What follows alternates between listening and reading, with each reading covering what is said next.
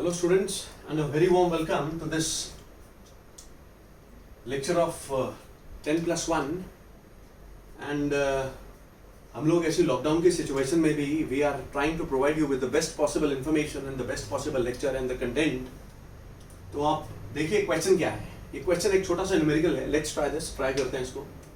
The moles of chloride ions in 100 ml of 0.05 molar solution of BaCl2 are. अब आप ये देखिए बेटा कि जो BaCl2 है उसके सॉल्यूशन की मोलारिटी मुझे दी हुई है 0.05, राइट।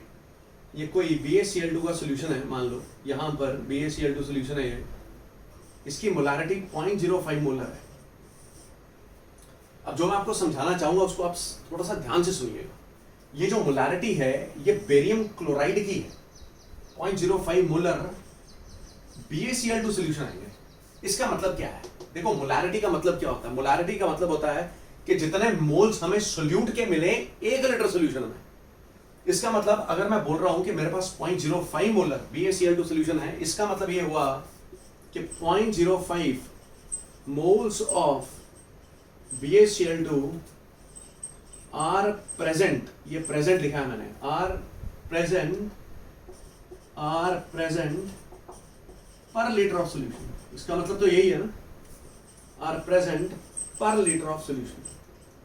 मतलब बात यहां खत्म कि 0.05 मोलर का मतलब है कि 0.05 मोल्स बेरियम क्लोराइड के आपको मिलेंगे 1 लीटर सॉल्यूशन में। अब हमने इस सॉल्यूशन का 1 लीटर वॉल्यूम यानी 1000 ml वॉल्यूम उठाया ही नहीं, हमने तो उठाया ही 100 ml है। अब बेटे अगर मैं 1000 ml वॉल्यूम उठाता तब मेरे को बेरियम क्लोराइड के इतने मोल मिलते। अगर मैं सॉल्यूशन का वॉल्यूम 1000 ml उठाने की बजाय 100 ml उठाऊंगा, अगर मैं वॉल्यूम कम उठाऊंगा सॉल्यूशन का, तो उसमें बेरियम क्लोराइड के मोल भी तो कम आएंगे, सोल्यूट भी तो कम आएगा। तो आप ये देखिए, इसको इरेज कर रहा हूं मैं। आप ये देखिए कि 1000 ml सॉल्यूशन में बेरियम क्लोराइड के मोल्स पड़े हैं 0.05। तो बेटा 100 ml में कितने आएंगे? 100 ml में barium chloride, solute barium chloride है, तो उसके मोल्स कितने आ जाएंगे? 0.05 by 1000 into 100 which is nothing but 0.005। ये 0.005 मोल्स किसके आए? बेटा ये बेरियम क्लोराइड के मोल आए, राइट। अब यही चीज देखो, अभी तो मैंने मोलारिटी की डेफिनेशन को इंटरप्रेट किया, उसको समझा कि 1000 ml में इतने मोल आएंगे जी, तो 100 ml में इतने आ जाएंगे, राइट। मैं करने को यहां डायरेक्टली भी number of moles of BaCl2 निकाल सकता था। कैसे? मोलारिटी का डायरेक्ट फॉर्मूला यूज कर सकता था।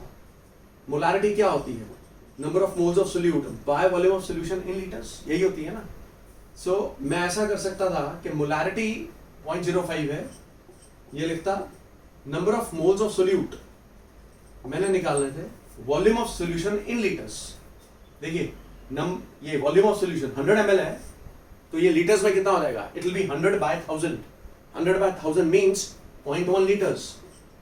अब ये जब इधर जाके मल्टीप्लाई होगा तो नंबर ऑफ मोल्स कितने आ जाएंगे? 0.005 आ जाएंगे। यही चीज आ जाएगी। तो मैं आपको ये समझाने की कोशिश कर रहा हूं कि जब मोलारिटी गिवन है, वॉल्यूम गिवन है, आपने सोल्यूट के नंबर ऑफ मोल्स निकालने हैं बेरियम क्लोराइड के, तो आप चाहे मोलारिटी को डेफिनेशन को इंटरप्रेट करें या फॉर्मूला लगाएं, आपके पास नंबर ऑफ मोल्स आ जाएंगे। अब ये नंबर ऑफ मोल्स या ये नंबर ऑफ मोल्स किसके आए हैं? बेटे ये बेरियम क्लोराइड के आए हैं। And we are not concerned with barium chloride. हमारा जो कंसर्न है वो बेरियम क्लोराइड से नहीं है, वो क्लोराइड आयन से है सिर्फ। देखिए बेटा इसको इरेज करने लगा हूं मैं। अब बेरियम क्लोराइड जो है इट्स अ सॉल्ट, राइट। और सॉल्ट्स जो हैं जनरली, मेजॉरिटी सॉल्ट्स बोल रहा हूं, सारे सॉल्ट्स नहीं but yes majority salts aqueous solution में पूरा टूट जाते हैं। तो ये ऐसे टूटेगा, बेरियम +2 चार्ज शो करता है, ये ऐसे टूटेगा, बेरियम 2 पॉजिटिव एंड 2 Cl8।